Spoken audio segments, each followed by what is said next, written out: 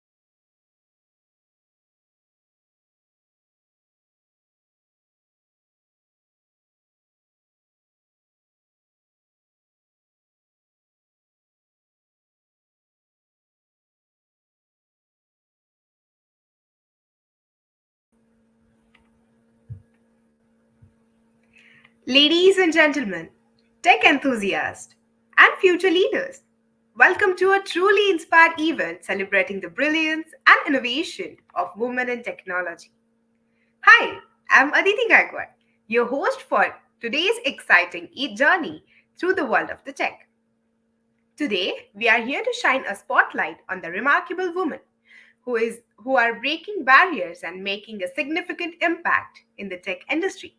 I welcome you all for another exciting event under the Women Techmakers organized by the Google Developer Students Club of Gokhale Education Society's College of Engineering.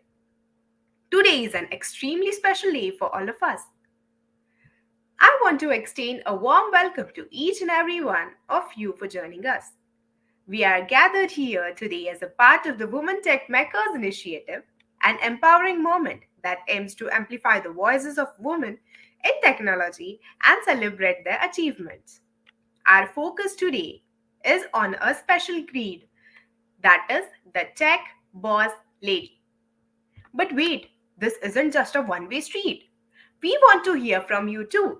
Use the chat box to share your thoughts, questions, and shout outs. So, let's make this a dynamic and engaging experience.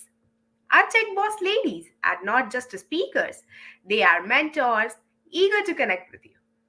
So, for today's event, the Tech Boss lady is a very enthusiastic person. Now, I'll call our GDSC lead, Ruchita Wagh.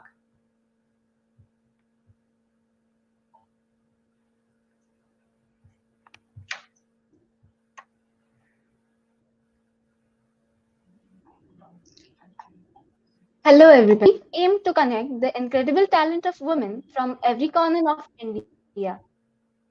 Our mission is to inspire and empower, which wouldn't be complete without the collaboration of all these outstanding GDSCs from different states.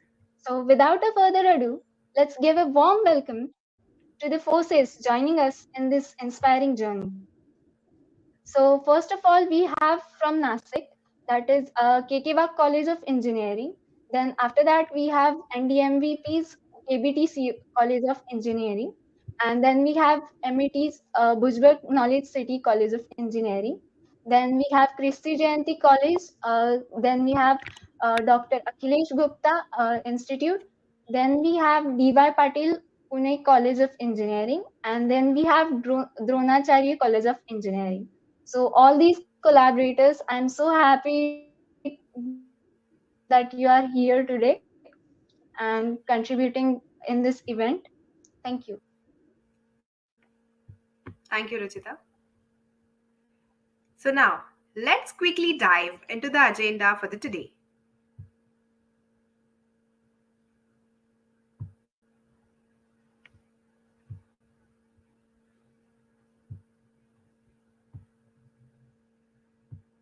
So, first of all,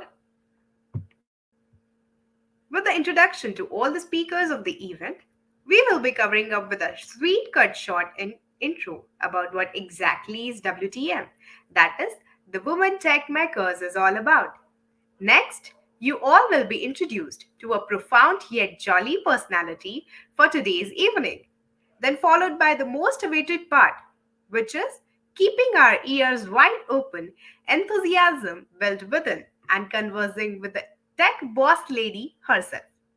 I know you all are rooting for this of the agenda. Later, we will be open to a Q&A round from the audience. Now I invite Ruchita Chaudhary from KK College of Engineering. She is from the social media and outreach team. Welcome, Rucha. Thank you, Aditi, for this warm welcome. So, hello guys, myself Rucha, and I'm thrilled to embark you on this enlightening journey where we get to know about women tech makers, where visionary women from tech come together in a movement that is not just a community, but a force led by dedicated entrepreneurs. Under the umbrella of WTM, we are spotlighting women of unparalleled charisma and caliber. We we have the dynamic tech landscape inspiring, educating, and creating opportunities to propel women forward in their careers. This is more than a community, it is a journey of empowerment. Because let's be real, we are all about representation. More female role models are crucial of showing girls that they cannot only crush in tech but go beyond. That's the heart and soul of WTM, where inspiration seamlessly meets opportunity. So let's get ready to soak in some inspiration from this wonderful session of Tech Boss Lady Hash 4.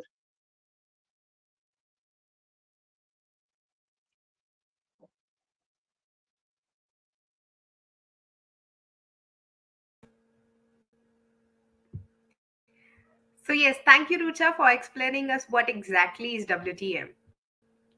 So, now I invite Ms. Tejashree Jagtap, who is the WTM lead and a tech enthusiast at the Gokhale College of Engineering. Welcome, Tejashree. Thank you, Aditi. Hello, guys. Today, I'm thrilled to announce an extraordinary individual currently making waves at ZS Associate, a technology and consultancy firm. From being a student to a software development engineering intern at Amazon and Microsoft, she has experienced it all. Her non tech interests like public speaking, debating is also evident through her contribution in communities like the Literature Umbrella. The list can go on, but words of inspiration today can inspire you. So, with immense pleasure, please welcome our guest for today, Miss Esha Singh, who will now come to the virtual dice. Hi, Tejashree. Thank you so much Welcome, for this. Esha. Welcome. Thank you. Thank you for this wonderful introduction. And I'm very glad to be a part of this event.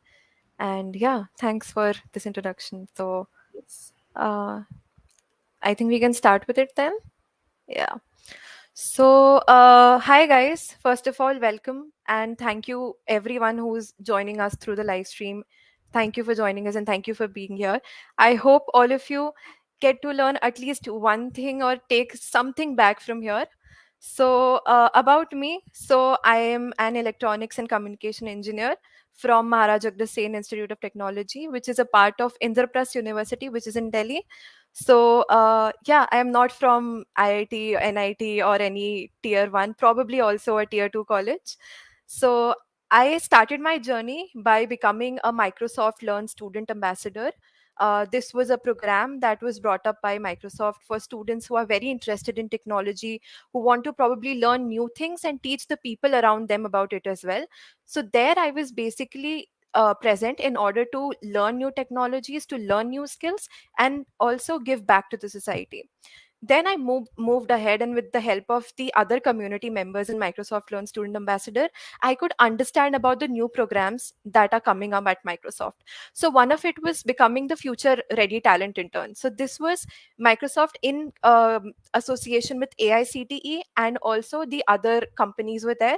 So there I got an access to the Microsoft Learn platform, which had a series of lectures that were present there. We were supposed to go through them and understand and what is happening. And also it was not just limited to the technical lectures, we also have a lot of non-technical lectures as well. I think this is very important for us to improve our knowledge about the other things that are happening in the world. So this is one thing that helped me, and we had a very very small time to sit with our friends and prepare a project. So mine was on Microsoft Azure, and we prepared a project and we showcased it. And this is how this internship went. I was also an intern at Amazon. I After this is what my next step was.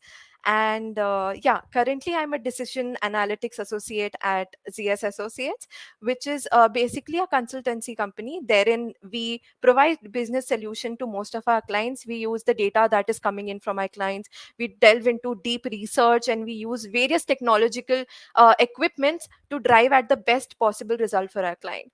So this is the mainly what I have done in my life till now, and maybe we can cover everything in detail with the next slide. Yeah, can we go to the next slide, please?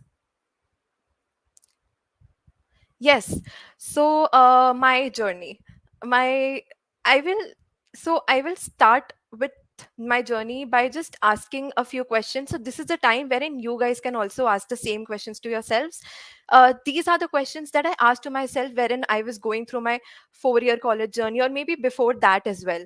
So we can go through it one by one. So the first question that came in my mind is that which field should I pursue? So I feel a lot of times in life we limit ourselves to just one field. It just becomes so, okay, we are entering an engineering college, we are supposed to get into a coding job, we are supposed to get into a core job. So first thing should be, you should never limit yourself. You should try and explore as many opportunities as you can, because we all know, like till 12th, we being science students, we are too much into our books, we get very little time to explore other fields. So first thing would be, go and explore everything. If you want to explore management, try doing that. If you want to go into maybe a government job, try doing that. So do not limit yourself. So first question that I asked myself as soon as I entered college was, which field should I pursue? So I feel it should not be limited to just reading about what happens in that field, or reading about what your job description is going to be like. Even in tech, there are various other fields. You can go into probably UI UX designing, you can go into app development, you can go into back end and front end and whatnot. So I feel all of this can you this all you can decide all of this only if you get a taste of it.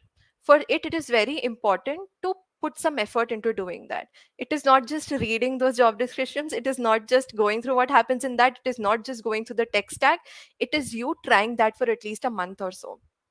So what I did was, I started with giving myself a chance in everything. So I was not someone who was into coding since I was in 10th standard, be it 11th standard or something. It was, so basically what happened was, when I was in 11th and 12th standard, I was talking to the GDSC team, and I told them that I'd taken computer science as my optional subject. So after taking that, I went into the computer science classes, maybe sat there for 2 days, 3 days, 4 days, whatever. And then I decided, this is something I cannot understand, this is something I cannot do. And so I shifted to a very different option, which was physical education, because I thought I could play basketball there, and I shifted there. So mm, my coding journey started with me not at all liking coding and hating coding. So this is how it started. But the fact that I gave myself a chance in college to learn it again played a very important role. So this is where the role of a good teacher comes in. So I feel I referred to very good materials, which I'll talk about, and also very good sources for this education. So this is what developed my interest into learning about coding. So also the other fields that I pursued was, maybe I tried doing preparing for CAT for like 2 months. I tried with preparing for the other things for 2 months. And then I decided that not just the destination, as in not just what you want to become is important, the process that takes you to becoming that person is also very important.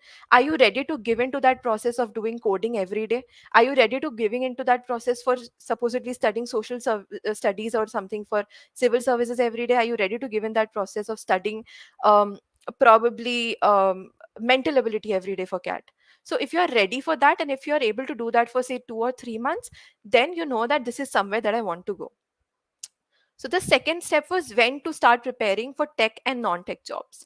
So having the opportunity to prepare for both, because I was also into non-tech jobs, I think the right time is not, so it is not like you enter your second year and you start preparing or something. It is just that as soon as you feel you are ready to explore this field, you start preparing. But there is one thing that you need to keep in mind, that is, if you start preparing for it, you will have to give like do at least one coding question every day, or given something every day towards that. So so there's no particular time frame that you should start preparing for, but it would be good if you start preparing in your first year of college itself, so that it gives you an opportunity to not just do coding, but to also explore supposedly not just DSA and everything, but also the other aspects such as front end, back end, or app development or whatever. And for non-tech jobs, I feel it is so non-tech jobs are basically they require basically your mental ability. Also they require basically guesstimates, they require you doing case studies. So So what is case study? Case study is basically you are given a case, you are given a challenge, wherein supposedly a very small example is supposedly a company is launching their new product, and how are they supposed to sell it? What is the current market according to which they should sell it? So these are basically case studies that you should work on. That should not require a lot of time from your day to day journey that you have, but you should probably keep some of it in your say day to day routine every day. Probably do a guesstimate, and I will talk more about it in detail in the next slides. So third, and the very important, coding. How and where to begin from? This is a question that I asked myself. In college, I had a group of people that were very interested in coding, and that was my friend circle. So everyone used to be solving questions from, say, Hacker Rank, from Hacker Earth, from Lead Code. Someone is learning from this YouTube channel, someone is learning from some other YouTube channel. Some people are probably going for a coaching institute. So when you are stuck at that position, you don't know where to go. You have 500 different paths, and you have to choose just one. So this is what happens. So I feel at that point of a time, you really need to uh, stop talking to people who are with you, and stop talking to those who are with you for, I mean, stop going to them for advice. Look out for people who have already been good in that field and ask them for advice. I feel because the people who are with you, the people of your age group, are also going through the same journey. What they are saying is on their basis of on their basis what they have understood. But talking to someone who's a bit experienced might give you some more clarity about it. So I was very lucky to have a few seniors who could guide me with that. So what I did was, I had no coding background, so I decided to start off learning from someone who's very experienced and can provide me a one to one, they can guide me one to one. So I joined coding blocks, and I did coding there for 3 months at least. And one thing that I've learned is that no matter whoever teaches you, no matter how much attention you are getting from a teacher regarding your doubts, you will not be able to do well unless you put some hours every day, as I said.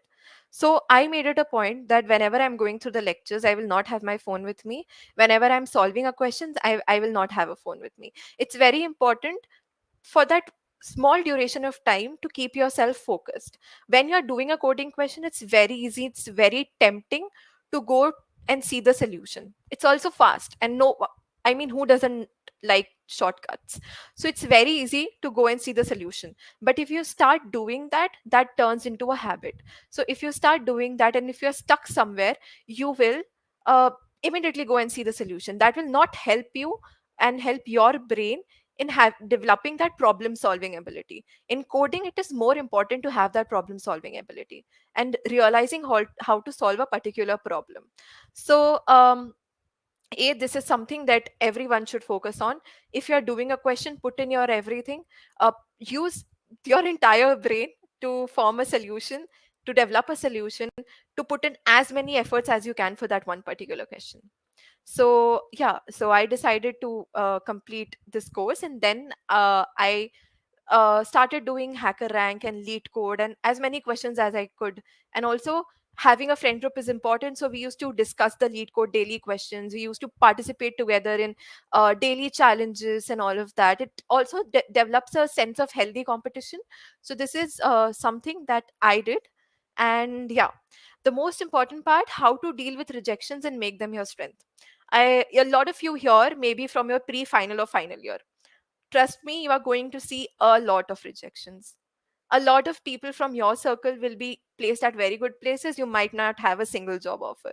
Every day you might wake up and you might see a mail from some or the other company saying you have not been selected because you're not qualifying the criteria that they have. So this is one thing that you should uh, supposedly wear a bulletproof jacket to all of these things that are coming your way, and take it in a positive manner.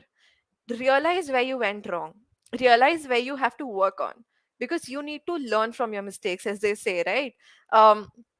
Just sit down, analyze where you went wrong, and I feel the more rejections you get, the stronger you are prepared for a better company.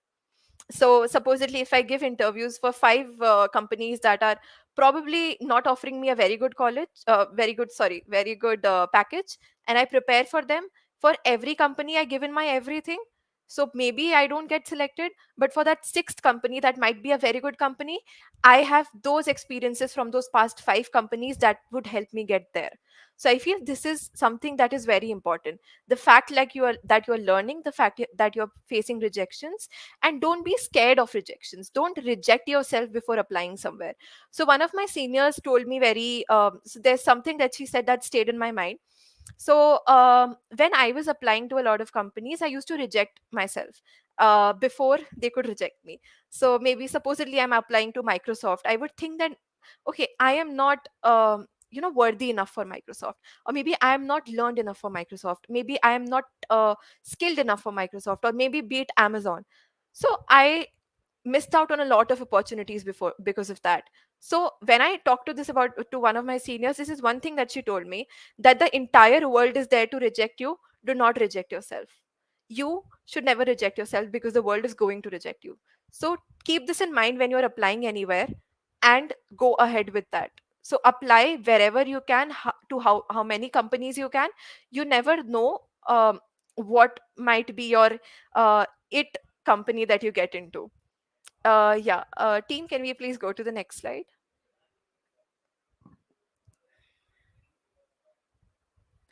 Okay. So resources.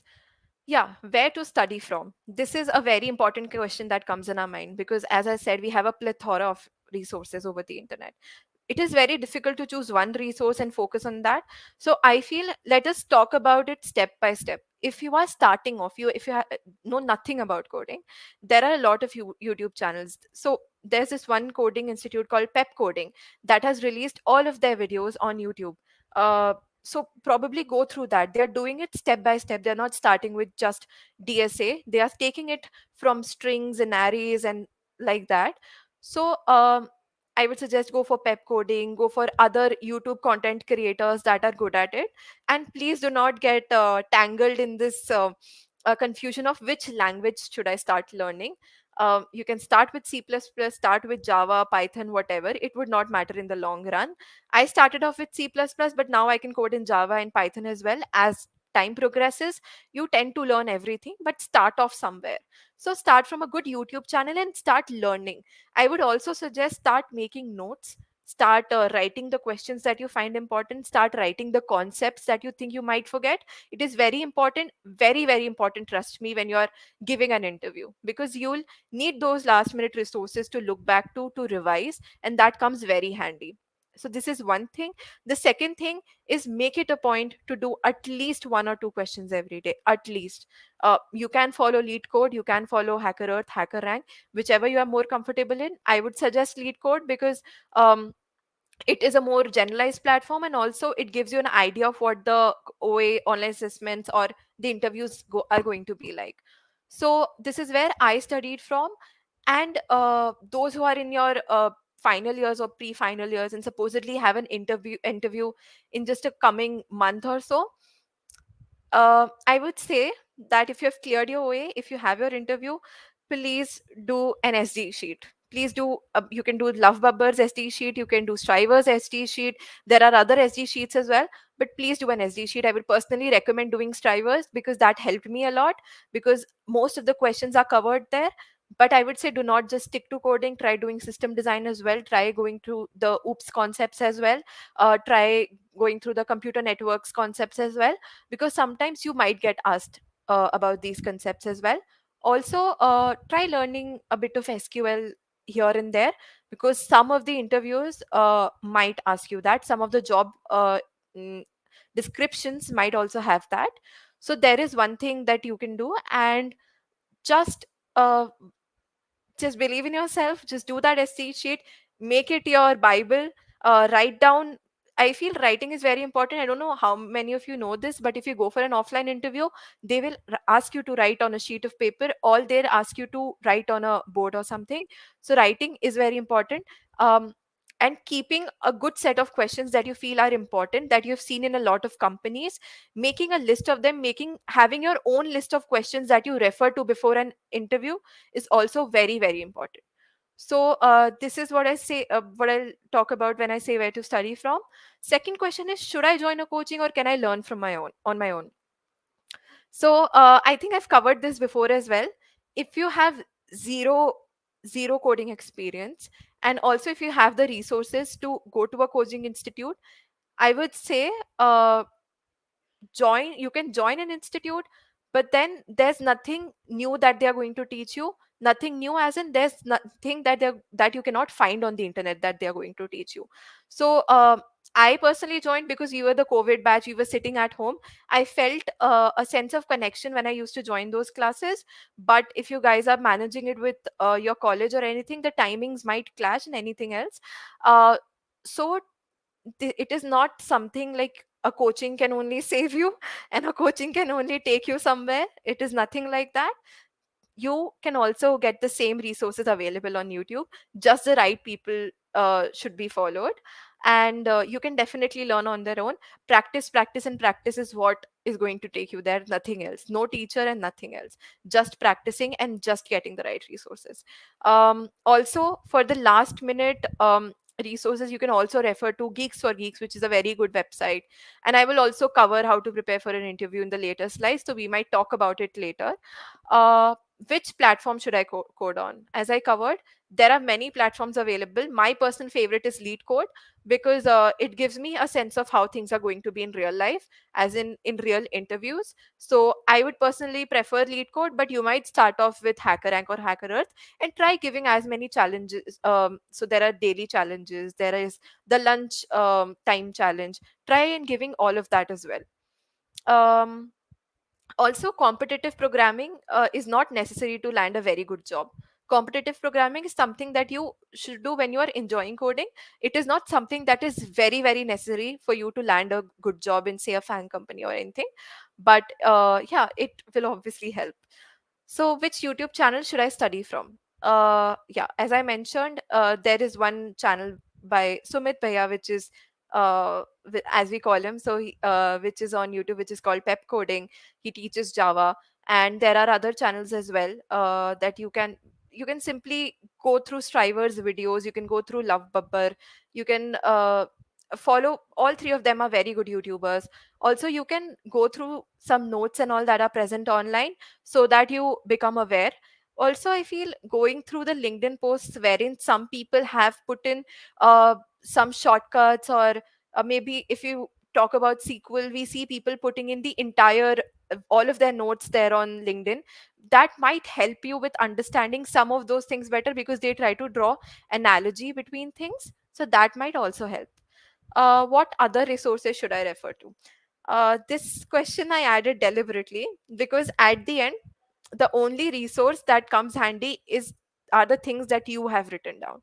The only resource that is going to save you are your resources, as in are your notes, are your questions that you have written down, because you are going to refer to them. So make sure to have that one list or that one set of notebook, that one notebook wherein you put in everything that you have learned in these 4 years or your coding journey or whatever. Yeah. So we can move to the next slide.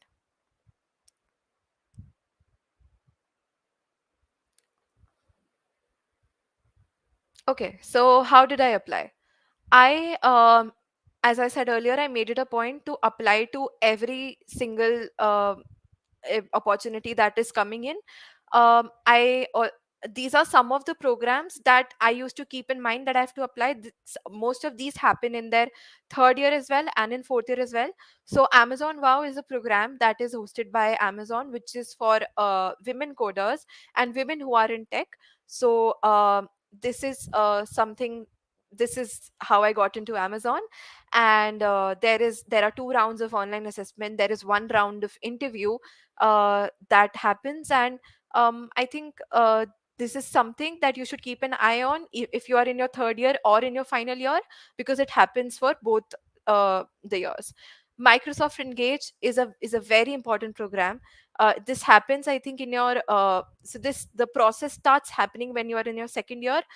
You apply for this, you have to write in things about yourself, you have to write other things as well, and also you are supposed to indulge in a set of interviews at the end of the process. And in the process there's also a time wherein you have to work on a live project. You are assigned a mentor and you have to work on a live project, and then people who end up doing good projects there go through the interview process and you're offered an internship at Microsoft. Third is Walmart Codehers. This is also a women specific program organized by Walmart, which basically happens usually the end of uh, as in, so if I'm in my fourth year, it might happen in December, the registrations might start then, and the actual process might start in January, February around. This keeps on changing the timeline, but at our time this started around February. Adobe She Codes is also something that you can keep an eye on. So this is basically, this might depend from campus to campus. Adobe usually comes on campus for this program, but it also might hire off campus as well. So Adobe She Codes is something that you can keep an eye on. Fifth is the Campus Beats program by ZS Associates. It is basically a case study program. It gives you an opportunity to get an offer before the placement season starts. So Campus Beat starts around March of every year, and it is for the final year students who are going to enter their final year. So there are many rounds here. You have like one round, so this is a team event. At the beginning you have one round wherein you get a case study that you have to solve, and there are other mental ability questions as well. If your team comes in top 100 of the entire country, then you are given a chance to interview for the company as well for pre-placement offer. And if you get it, then you are sorted with the job before your placement season starts. And then it's so the Campus Beats and EY, that is Ernst and Young, are two of those competitions that are non-tech competitions. As in, by non-tech I mean maybe for consultancy firms, and maybe that do not require a lot of coding, but are offering very good packages at the same time. So ENY is Ernst and Young championship, which is very similar to the Campus Beats championship. You just have to be good at solving case studies. And case studies are something that you can find online as well. We will delve deeper into it when we go to my next slides. Team, can we move on to the next slide, please? Yes. So, how did I get to know about these opportunities? This is a very important part, because at most of the times we are not able to give in our best because we are not able to get those opportunities. We miss on those opportunities, and a lot of those doors might open for you, but maybe you will not be able to see that because you're not aware enough to check that.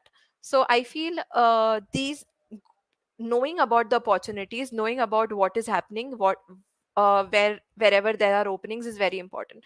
So uh so both of my placements have been off campus, and this is because I was very aware of which companies are hiring. I also had a list of which companies hire in which months, which companies have their programs, as in their hiring programs in which months. This made it possible for me to keep checking their career pages every month.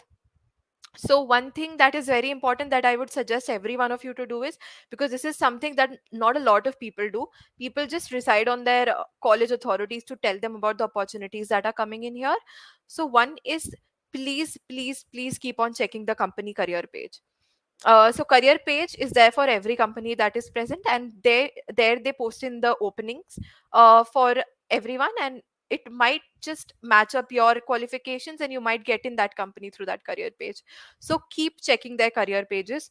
I divided my time into keeping just 1 hour every day for checking which all job openings are there. So I made it a point that every hour in, like like every day at least 1 hour I'll put in into checking what all openings are there and applying for the same openings.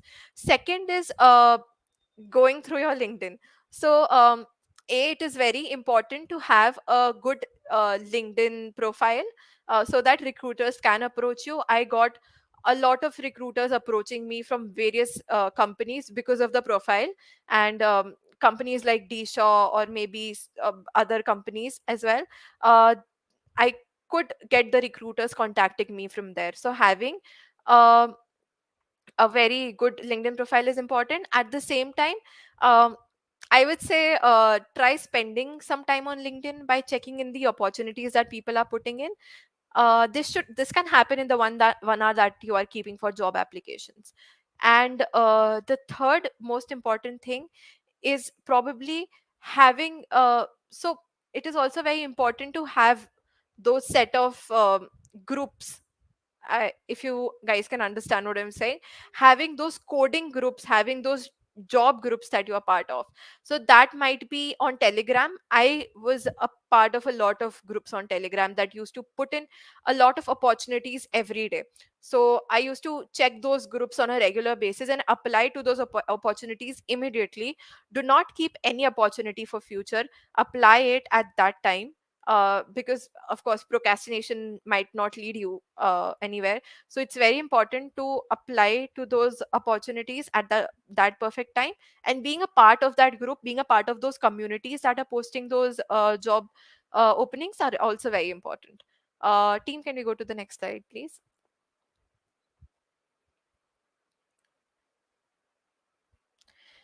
Yes, this is one question that a lot of people have been asking me. Even my juniors in college used to ask me this question, is that how to approach people for referrals.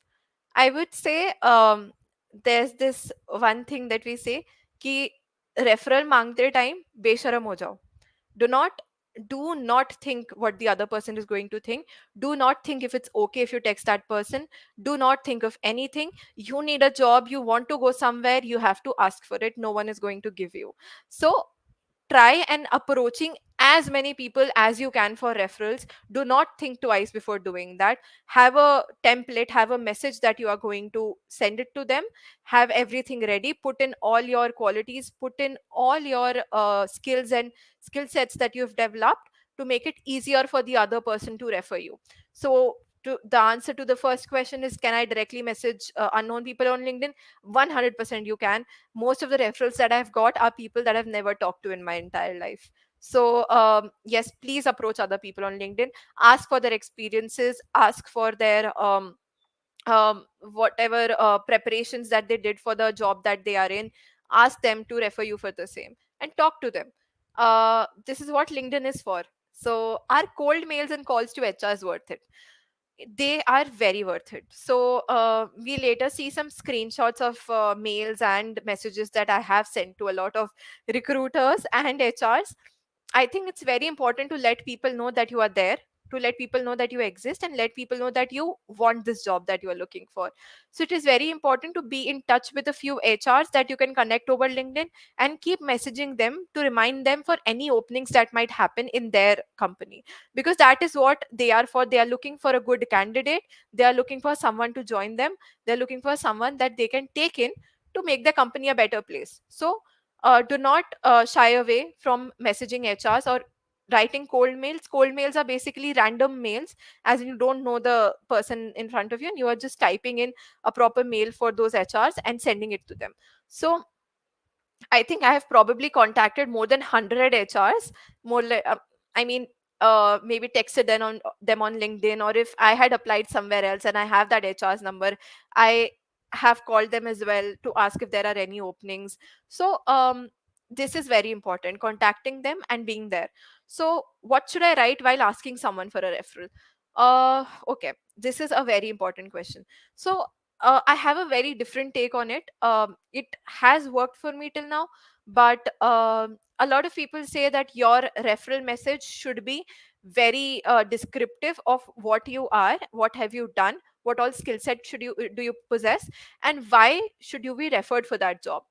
A lot of people have told me this, but I feel at the same point, if someone messages me for referral, if they write a 4 paragraph long message, I might not go through that entire message, maybe because we are busy with a lot of stuff in our lives. Everyone is, and it is very difficult for us to go through a 4 paragraph long message. So maybe this is something that I follow.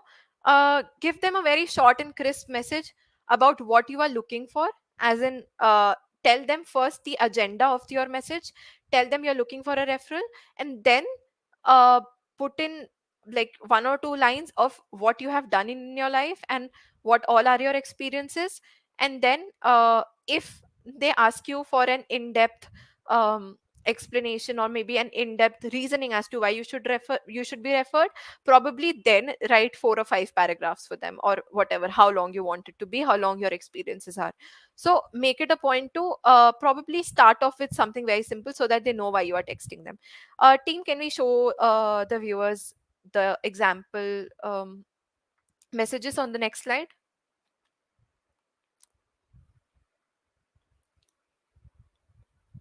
Yeah. So, first example that I have here is someone, a senior that I mentioned. I texted him. He's working at Visa. Have never talked to him. Randomly searched Visa on LinkedIn, and saw who all are working there. Send them a connection request with this message. This is very short and crisp. I'm a 2023 graduate. I've recently worked as an intern at Amazon. I came across an opportunity from Visa. I think I'm well suited for this role, and I would love to send you my CV to expand on my professional qualifications. So could you please refer me for the same? And this is a positive, I got very positive responses from a lot of people who said that it's very difficult for them to read these long messages. So this is one of the responses that I've put in here, wherein the person said that thank after a long time he was able to read a crisp and to the point message for referral. So it saves their time as well.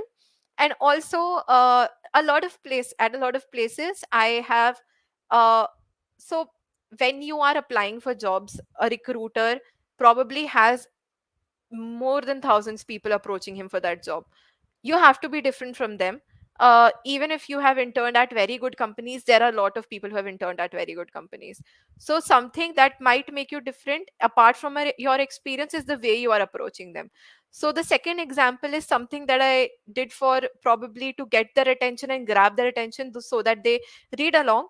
So this is when I was applying to Blinkit. I used their motto, I used some puns so that it engrosses them in my message. And I did get a positive response from Blinkit as well, um, by them kind of appreciating the message. So it was like, trust me, I trust you are doing well, my name's Isha, and all of that. So probably one line is uh, I've got my site set on both Blinkit's PD service and my opportunity to contribute my skills and the team behind Magic. So you can't, you know what they can say, if you can't beat them, join them. So I was wondering if whatever. So this is something that I wrote just to grab this attention. Probably you guys can try. There's no harm in trying. Yeah. So that was about it. Team. Maybe we can move on to the next slide now.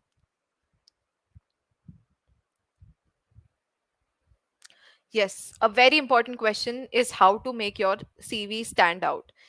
Of course, one thing that is and will remain constant is your skill set. So I would say, as soon as you are very confident about your coding skills, this is if you want to get into a tech company, if you're very sure about your coding skills, then start off with learning other things as well. Probably go into the other fields, explore other skills, and increase your skill set. Learn as many, I would not say languages, but learn as, I mean, increase your tech stack to whatever extent you can, so that you are at this point wherein the interviewer knows that you know a lot of things, and you are putting in effort to know that.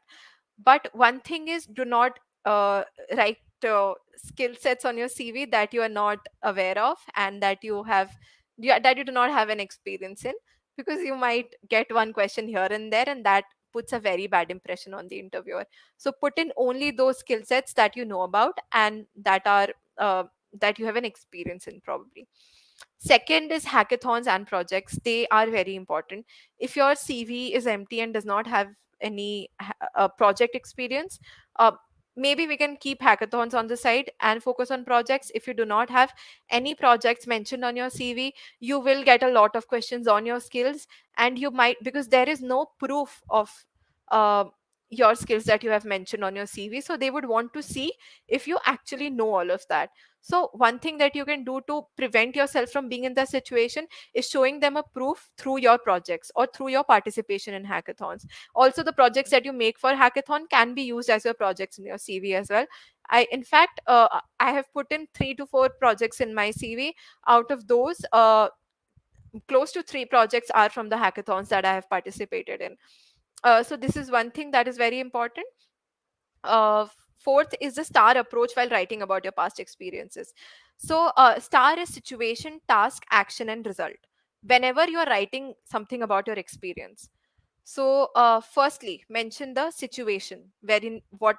So probably say I was working at Amazon, I had this situation wherein I had to develop a chatbot, and I did not. So all of that, put in your situation. Task at hand is learning the skills to develop a task chatbot. The skills that you know and the ones that you learned, how did you learn it? And action, sorry, how did you learn it comes under action. So how did you learn it? What all efforts did you put in? What all resources did you refer to? How fast were you? How did you tackle the problems that were coming in your way? And R is result. So result is what came out of that. So what were you able to develop? How good was it? How efficient was it? So you don't have to be very very descriptive in your CV. Of course, it is not a good practice. Try and be as brief as you can, but try and mention everything. Try and put in those numbers or put in the proof of everything that you have done. So that is one thing that is very very important. Yeah, team, we can move on to the next slide.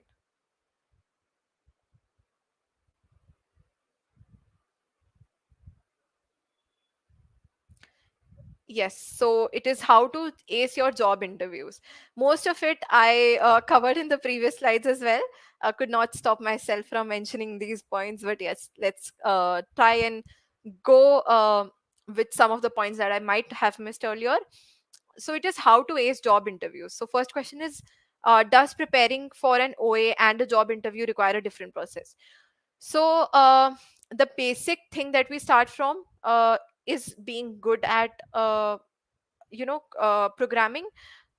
For that you'll need to practice, of course, but for an OA you need a more in-depth practice, because the questions that are asked in OA are most of the times comparatively tougher than the ones that we are asked in a job interview.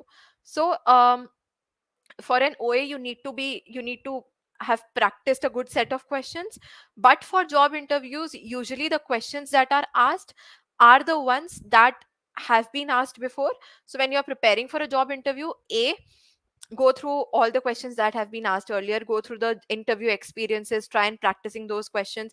On GFG you have a filter that you can set for that particular company. On other websites as well you can apply that filter and work in for those specific questions. So this is one thing that you can do for your job interview. For your OA you will require an in-depth practice of a lot of questions, and probably practicing on a site like LeetCode. And second is, what should be the last minute resources and approach? Last minute resource, as I said, is your set of questions that you have written down, and the approach should be going through as many important questions as you can. As I said, SD sheet is something that you can do just before your interview. So if you have like a month for your interview, you can start off with the SD sheet. It does not mean you don't have to do it before that. You can do it once, and how many times depends on whatever time you have. And then before your interview, you can quickly go through those important questions, so that you get an idea of what is going to happen in that interview. C is how to overcome that nervousness. So, students in their pre-final year, in their final year, there is something that stops us from getting there, that is being nervous. Um, Being nervous does not only impact how you're talking to the interviewer, it also impacts your thinking process. So I've seen a lot of people being very good coders, having a very good coding profile, but because of their nervousness not being able to present the right solution. Coding is all about problem solving, right? So if your brain is not in that situation, in that condition where it can work in a very innovative way, you will not be able to provide the solution. So it's very important to keep yourself confident, just think that the interviewer needs you as much as you need him. He's there because he needs you. He asked called you for an interview because he needs you. He wants to talk to you, wants to see if you're worth it. So keep that confidence in your mind. Talk to yourself, tell yourself that you're going to do well, and be put your best foot forward and be there and do it. And it's not, always keep in mind that it's not the end of the world. If this interview is not cleared, you are going to have 100 other jobs that are coming your way. Do not think of this as the last resort or something else. So be as confident as you can. In that case, sometimes your confidence, your sense of maybe the jolliness or whatever you have it's infectious. It just gets transferred to the interviewer, and you end up developing a good bond with them that might help you with him, kind of making you feel very comfortable during the interview process. Most of the interviewers do that, but then they might pressure test you. So for that, you'll have to be very confident. And how are tech and non-tech interviews different? So this is one thing, one question that a lot of people do think about, because there are a lot of people who don't want to get into tech and who want to probably be provide business solutions or maybe other solutions, and who are more interested in talking to people and maybe presenting and also all of that. So it is very important that people try and explore the non-tech field as well. So for the tech jobs, this entire presentation that I've um, given is for tech jobs. For non-tech jobs, one thing that you have to remember is do as many guesstimates you can search on um, internet right now. Guesstimates are probably a situation that you are given, and you have to provide the best case answer uh, based on approximations and estimations. So probably they might ask you, okay, tell me the number of red lights that are present in Delhi. So now it might sound like something that is very vague. How can I give the number of red lights that are in Delhi? But there's an entire process, there's an entire theory to it, and there's an entire study of it. So for me, I started studying guesstimates through a YouTube channel. There are IIM case study channels. There are IIM guesstimate channels that you can refer to probably learn about guesstimates and understand that. So those channels are something that you can refer to.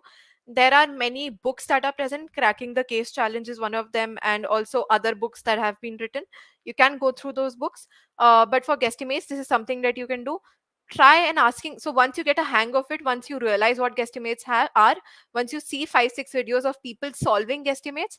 So what I used to be like, if I'm traveling in Delhi metro, I used to ask myself, okay, how many pillars do the metro stations so I don't know if you guys are aware, but in Delhi metro, at the metro line at every distance has pillars. So I used to ask myself, how many pillars are there in the Delhi metro line, or probably how many people travel in the Delhi metro every day. So start asking yourself these questions, forming these questions for yourself, so that it's fun and also it teaches you a lot. The other thing is about case study. Um, Case study, try and searching for probably EY case studies, ZS case studies, or other case studies, and try solving some of the case studies that they have on their website. So that might give you a hang of it. You might can explore the non-tech fields as well. And for tech interviews, I think I've already said enough. It's just about practice and doing it the right way. Team, I think we can go on to the next slide.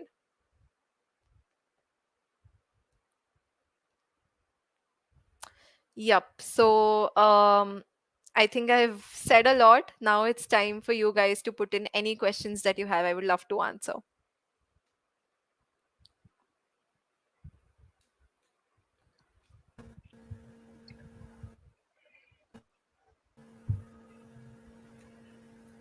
Thank you, Isha, for this amazing session. Your journey has truly inspired all of us. Now it's Thank you your so much. time to shine. We have some fantastic questions pouring in from our audience. I'll be fielding these questions to our speakers. So get ready for the insightful and the thoughtful, provoking discussions. Don't be shy. Let's make the most of this opportunity to learn from this incredible tech boss lady. Now I invite all the collaborators on the virtual desk. Ms. Sakshi Pawar, who is the event lead at GDSC KKV College of Engineering. Welcome, Sakshi.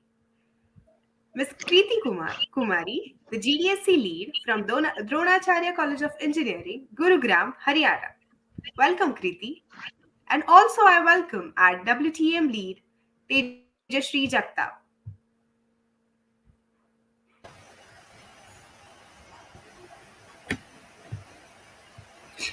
Hello, hello. Isha, we Yeah, have some so very amazing folks here to ask you some questions. So, Yeah, Sakshi, you sure. can go ahead.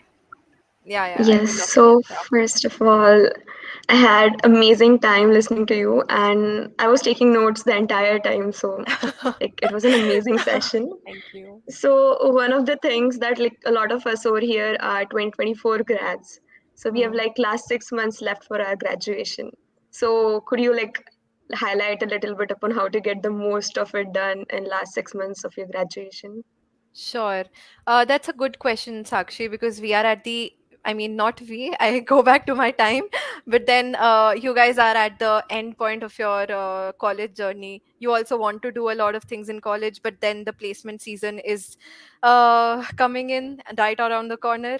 So, one thing is staying in touch. As I said, try and so I don't know if you guys have it, but if you don't, try and make a note of the important questions, as I said, and keep revising them like every day, so that if that exact same question comes up, you won't take a minute to solve it again. So mostly in job interviews, the questions that come up are not the new ones. They probably change some things in there, here and there they change it and they give it to you. So if something at that like that sort comes up, you probably have an idea that you have solved a question like this. So this is one thing that you can do. Second is so this is not the time wherein you can go in and participate in a lot of hackathons or everything. So I would suggest, do not put in your energy there right now. Try and focus more on making yourself more good at, so if you are applying for tech jobs, try and doing as many questions as you can, and also giving as many interviews as you can. Do not just apply on campus, apply off campus as well. Give in as many interviews as you can. So do not stop yourself from giving interviews, because those 5-10 interviews that you give will help you in cracking some other good interview that comes up. So this is one thing I would say. um yeah, and just keep in touch with all those coding questions and keep practicing on lead code and everything. So that is something that's very important, and I'm sure you'll get there. Yes. Okay. Thank you so much for Yeah. that. And I had Yeah. one more question rolling in my mind while you were talking Yeah. about referrals and cold mails. So, Yeah. like, recently we have noticed that there are a little bit less openings this year as compared to past few years. So, a lot of people say that don't apply unless you have a referral, because even I a lot of times feel that I do apply to like 60 companies in a day and get a call back from hardly one, that too after like a couple Yeah. months have passed. So how important are referrals while applying? See, yeah, that's a good question, because I had been applying probably to a lot of companies after when I was in college. So probably or even after my internship, I did not get a call back from a lot of them, even after using the referrals. But there are some companies that hire you only through referrals, like Zomato is there. It hires only through Mhm. referrals. So you do not have a career page for Zomato. You can only get in if those people refer you. So that is one way. Search for those companies who take in only through referrals and someone who can refer you for the same. And yeah, because right now we have a lot of applicants filling in. So one job opening comes up, there are probably thousands, 3,000 applying for the same, I say, on LinkedIn, and it's like filled with people. It gets closed so early because there are a lot of applicants. So this is something what happens at that time. I'm pretty sure getting a referral gives you an edge over those who are not having a referral. It does put you somewhere, but because the amount is so much, it might get a bit difficult to get callbacks easily even after referrals. So times are very difficult right now, might not be applicable, but yeah, it does give you an edge over others, because I have seen people with not referral not getting in, but some people who have a referral might getting are getting a few callbacks here and there. So this is one thing, and I mean, there's no harm in doing that. It might take just 2 minutes or 3 minutes of your day texting someone. So I think why not go with it and apply directly instead of applying directly. Yeah. Yes. Thank you so much for that as well. Hey Isha, I'm Yeah. Kriti.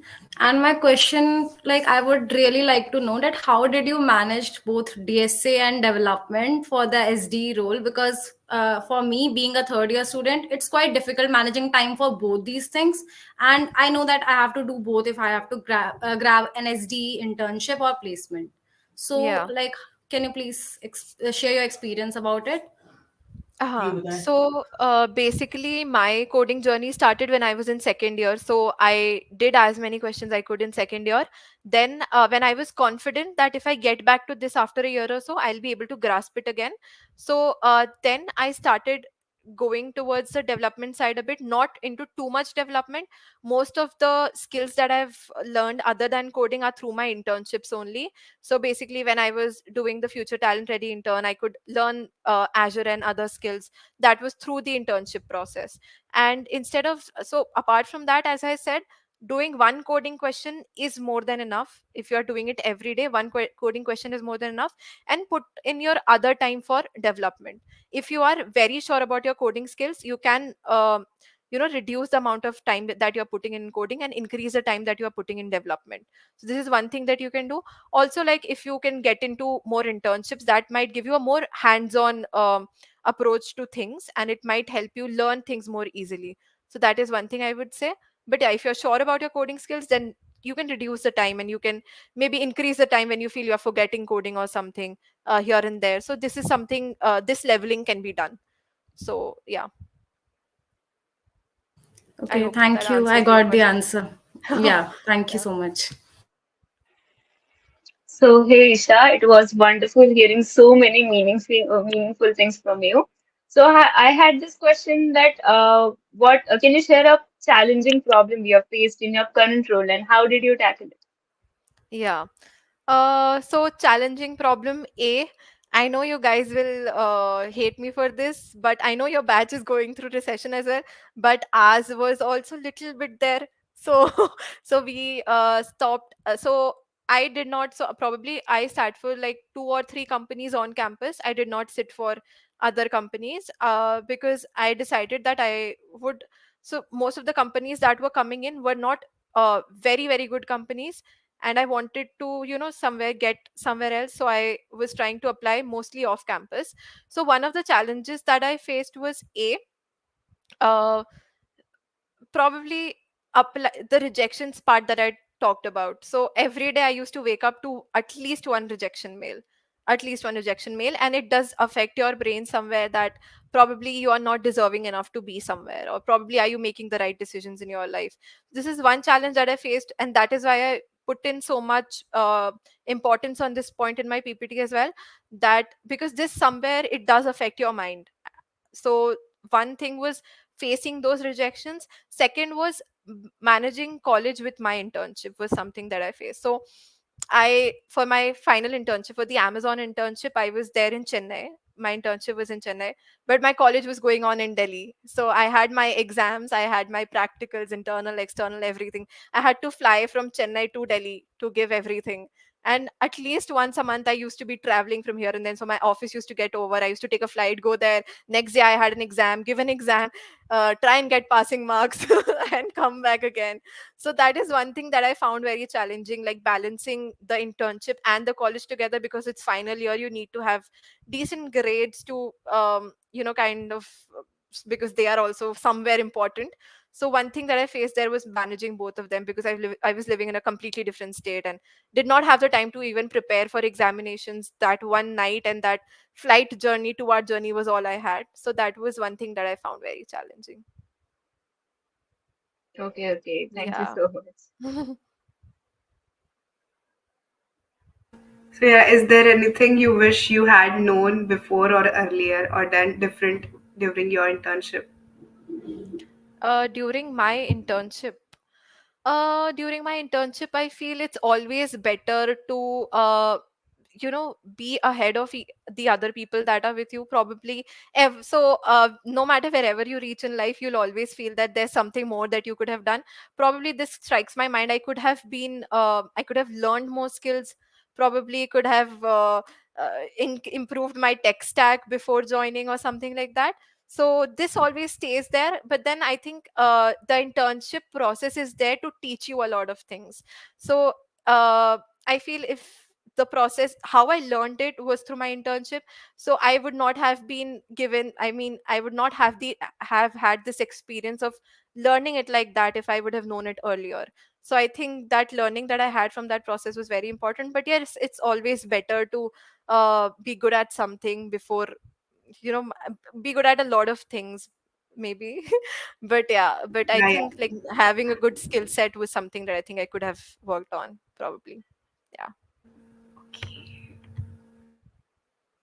Okay, what is the ideal way of building a CV as a beginner? Okay, first thing that I see in a lot of freshers is that they have a very long CV, a two-page CV probably. Do not do that. Have a one-page CV. If you are a beginner, I assume you don't have a lot of skill sets. You're developing a lot of skill sets. So probably whatever skills you develop, try doing a project on that. So probably supposedly if I have learned C++, I might do a very small project on it. You don't have to like build an entire website with backend, front end, or everything. That nothing. Just do a small project on it so that you can show that okay, I have done this and this is a project that I have done. So a please keep it to one page. Second, put in some proofs as projects. C, be as concise as possible, to the point as possible. Do not be very very descriptive. And yeah, also you can do not put in your, I mean, I would suggest not to put in that you were the head boy of school or the prefect or a class captain. Do not put that, it looks kind of immature. But yeah, put in your other skills as well, sometimes they might also help you. But yeah, these are the major things that you can begin with probably. And you can use a online tool for creating your CV as well. They format it in a good manner, so that is also very important. Yeah, I hope that answered your question.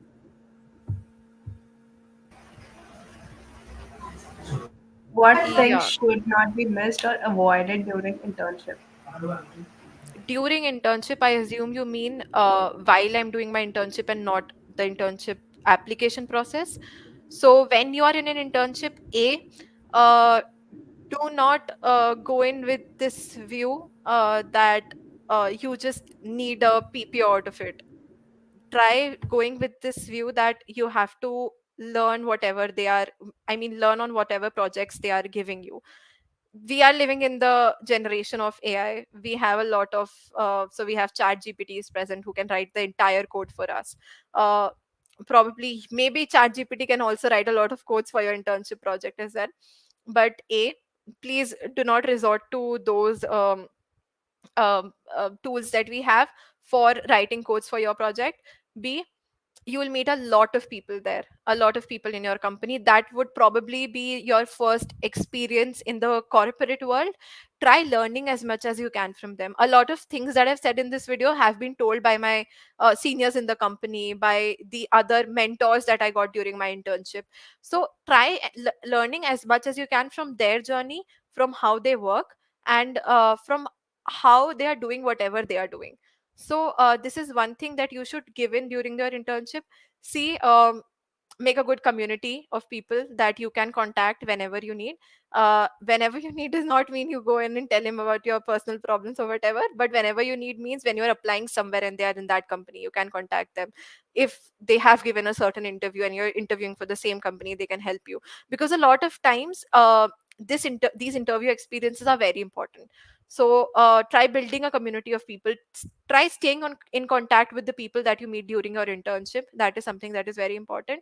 And yeah, giving in your best for your project is something that I would say is the most important thing. And learning the team, learning the values of that company and imbibing those values in yourself is something that should also be kept in mind, I feel. Yeah, so these are the basic Exactly. points. Yeah. So, Okay, aside there's a from question technical from skills, what soft skills are particularly valued by tech employers, and how should I highlight them on my resume? Okay, so how you talk to them is very important. How you introduce yourself, because the interview starts with introduction. And one thing is that, so we know first impression, last impression criteria. So if you put in a confident introduction that might stay in their mind, that might make them feel that you are a confident interviewee. And also, soft skills is basically, I don't know, I don't think there are any particular soft skills that you can go for, but just being confident and just putting whatever you feel there. And so one of my friends has had this very um what can I call it, weird interview experience. So one of the employers came in and they were offering a very good package, and he was asked to solve a question, and he solved it in a good manner, but the interviewer said that whatever he's doing is wrong. So a lot of us would accept that and would say, okay, sir, we'll work on that, and probably we'll try and learning what the real solution is and whatever. He stood there and he was like, no, whatever I'm doing is right. So he stood there, he took his stand, and he was like, this is what this is, because he was sure that what he's doing is right. Don't do it if you're not sure. But if you're sure, and if you're sure of the approach, this is what he said, this is what he put on very confidently, that I know this is the right solution. I'm not sure. There might be other solutions, but my solution is also correct. So this is one thing that, and the CTO of that company was he was interviewing him. So this is something that stuck with the CTO, and this is one reason when they later talked, this is what told him, that you were so confident, you put it there, and that is what made me take you in this company. So these are some of the things that might take you a step ahead of the other people who are there. As I said, being nervous and being underconfident might act as a might pull you down a bit, because it does affect you. But aside from that, if you are good at programming, if you have had other experiences, if you have projects, then there's nothing else that might like give you a very huge push there. So they look for your skills, and if your skills are good, then it's yes or no for them. What are some common mistakes or misconceptions that interns often have, and how can they avoid them? Okay. Misconceptions is that your corporate life is going to be like your college. It's not going to be like that. You're not you're not going to have that much I mean, with time you learn how to manage things. When you go in as an intern, you think that giving in 24 hours and giving in, like, not sleeping, giving in everything might get you there, might do something very well for you. But that is not how it works. You need to divide time, you need to manage time. This is one misconception that I feel a lot of interns with me who joined the company had in mind, that probably if we work for 24 hours we might, I mean, do something extraordinary or something. This is something that you have to manage your personal life as well with the life that you have. And misconceptions are that if you, so whatever technique, if you, so this is one thing that I said that I regretted, was not learning a lot of skills. But then it does not mean that you go ahead and you learn everything and you're like, okay, I'm prepared for everything, and then you go into that job and you feel that now you can conquer everything. I feel one of the misconceptions that we had, one of the like, a lot of interns on our group used to ask this question, acha, what are we supposed to learn before coming into this internship, what are we supposed to read when before we come here. So we had a very good session with one of our seniors who said that don't learn anything, we'll teach you everything.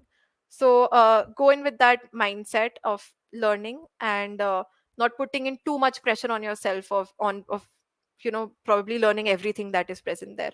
So jack of all or master of none might happen. So yeah, this is one, these are a few misconceptions. So yeah, it's 10, I guess. Oh, that's great. Yeah.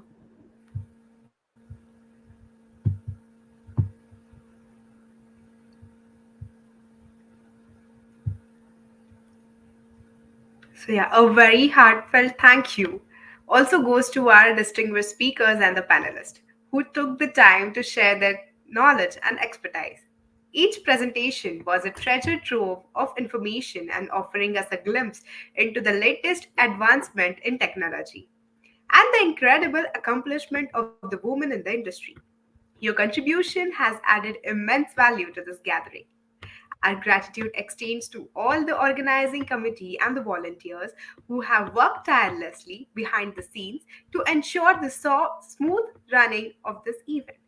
Your dedication and hard work have not gone unnoticed, and we appreciate your commitment to promoting diversity and inclusion in the tech world. To our partners, Thank you for your generous support. Your contribution have played a crucial role in making this event possible and has reinforced the information of collaboration in foresting thriving tech community. Lastly, but certainly not least, I want to express my sincere appreciation to each and every one of you, our attendees. Your enthusiasm, engagement, and commitment to learning and sharing your created an atmosphere of positivity and encouragement that is truly heartwarming. Thank you so much for joining us. Thank you. Thank you, Isha. Thank you so much, guys, for inviting me. I had a great time. And yeah, it's a very good event. I hope you guys continue with the other parts as well and call in more women in tech so that they can help in others as well. I had a great time. Thank you.